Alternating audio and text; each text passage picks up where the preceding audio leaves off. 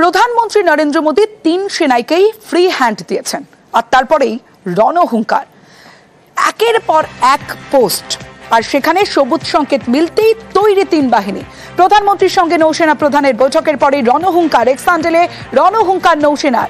ভারতের জলসীমা রক্ষায় তৈরি বলে রণহুঙ্কার, যুদ্ধজাহাজ, ডুবোজাহাজ, বিমান, কপ্টার সাজিয়ে তৈরি, জলে স্থলে আকাশে তৈরি বলে হুঙ্কার নৌসেনার।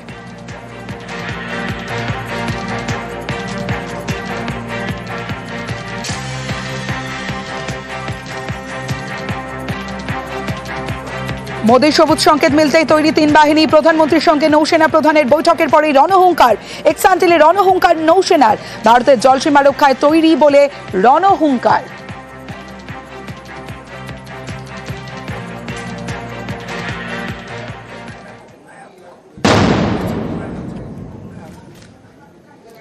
নিয়ন্ত্রণ রেখায় লাগাতার পাকস্কানি, আর এরই মধ্যে এই ভয় আতঙ্ক নিয়েই স্কুলে যাচ্ছেন পড়ুয়ারা।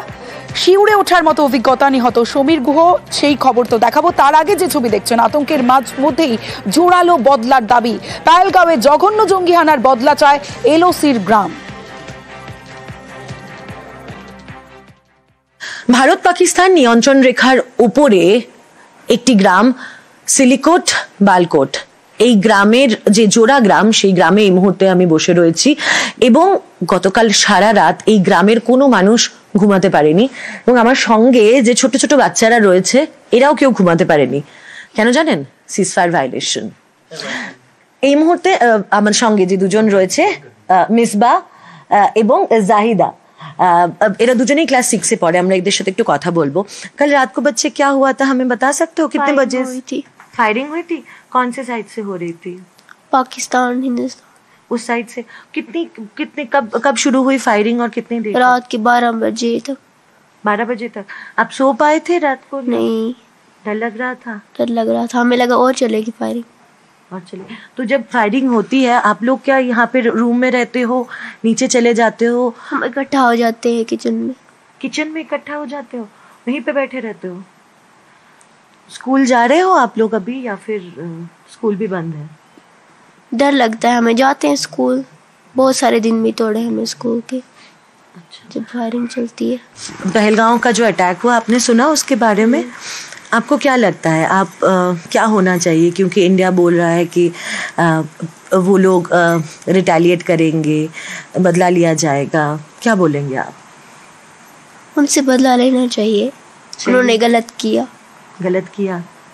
आप एक बात बताइए, आप बड़े होके क्या बनना चाहती है? मैं IAS ऑफिसर बनना चाहती हूँ। IAS ऑफिसर बनना तो ऐसे अगर सीजफायर वायलेशंस चलते रहेंगे तो आप पढ़ाई कैसे करोगे? यही तो हमारी भी टेंशन है। तो आप चाहते हैं ये बंद हो जाए? बिल्कुल जी, हम चाहते हैं फायरिंग बंद हो जाए, শান্তি आ जाए। আতঙ্ক আছে, কিন্তু একই সঙ্গে এই গ্রামের মানুষরা তারা মনে করছেন, তারা বিশ্বাস করছেন যে এই আতঙ্ক থেকে মুক্তি পাওয়া দরকার, বদলা হওয়া দরকার, এবং সেই কারণেই মনের জোর নিয়ে এখনো সীমান্তের একেবারে উপরে বসেও প্রতি মুহূর্তে আতঙ্কে থেকেও তারা নিজেদের মনের জোর নিয়ে বসে থাকছেন এখানে।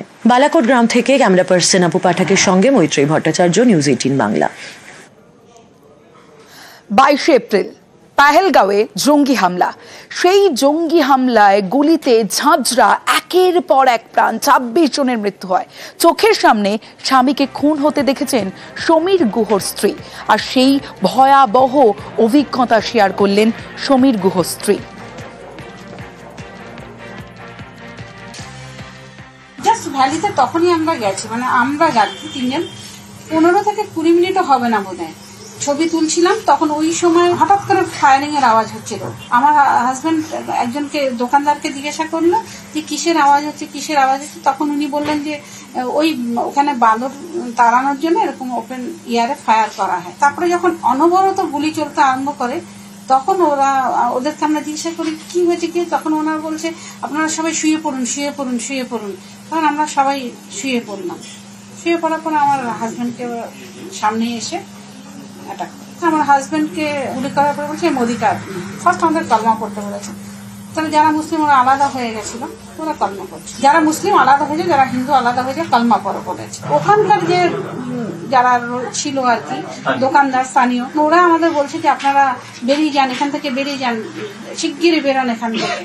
তখন ওই এরকম বেরিয়ে যেতে গিয়ে পায়ে সবাই, আমি না সবাই ইনজুর হয়েছে। আমরা চাই শাস্তি হোক, তার এগেনস্টে যেটা ওনাদের করা উচিত ইমিডিয়েট করা উচিত। আমি মনে করি হুগলির রিষড়ার বাসিন্দা বিএসএফ জওয়ান পুনম কুমার সাউ আজ 12 দিন এখনো পর্যন্ত পাকিস্তানের হাতে আটক। নানা টালবাহানা আর নানা টালবাহানার পরও এখনো পর্যন্ত তাকে ছাড়ছে না পাকিস্তান। এবার কাঁটা দিয়ে কাঁটা তোলার পালা। এবার বিএসএফ এর হাতে পাকড়াও পাক রেঞ্জার। শনিবার রাজস্থানের ফোর্ট আব্বাসে জালে পাক রেঞ্জার। সীমান্ত পেরিয়ে ভারতে ঢুকে পড়ায় আটক পাক রেঞ্জার।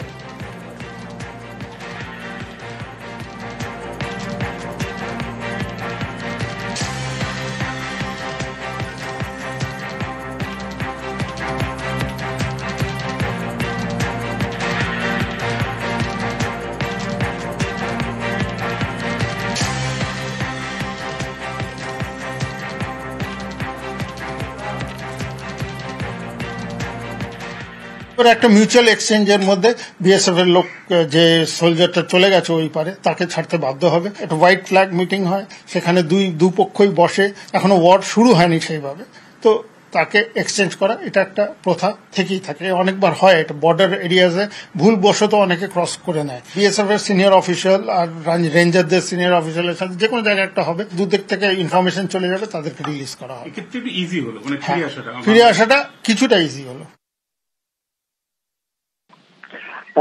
দেখুন, এই যে পাক রেঞ্জার যাকে ধরা হয়েছে এবং ভারতেরও তো একজন আছে ওখানে, এখন যেটা হতে পারে যে এই দুজনের মধ্যে একটা এক্সচেঞ্জ, অর্থাৎ উভয়েরই মুক্তির দাবি উভয় দেশ করবে এবং তখন আলাপ আলোচনার মধ্যে দুজনকেই মুক্তি দেওয়া হবে। সেটা হচ্ছে সবচেয়ে সুস্থ পদ্ধতি। যদি তার বাইরে গিয়ে কোনো দেশ কিছু করে, ধরুন সেই যিনি বন্দী আছেন তার ক্ষেত্রে অন্য কিছু করা হলো, তখন কিন্তু সেটা মানবাধিকার লঙ্ঘনের মধ্যেও পড়বে এবং আন্তর্জাতিক আইন লঙ্ঘনের মধ্যেও সেটা কিন্তু পড়ে যাবে। আমার মনে হয় এদিক থেকে একটা নেগোসিয়েশনের পথ খুললো। একদিকে পূর্ণম কুমার সাউ আটক পাকিস্তানে, অন্যদিকে পাক রেঞ্জার্সকে আটক করা হয়েছে। এরপরেই কিছুটা আশাবাদী পূর্ণমের স্ত্রী পরিবার। তারা আশায় রয়েছেন এবার স্বামীকে মুক্তি দেবে বলে আশাবাদী পূর্ণম কুমার সাউয়ের স্ত্রী।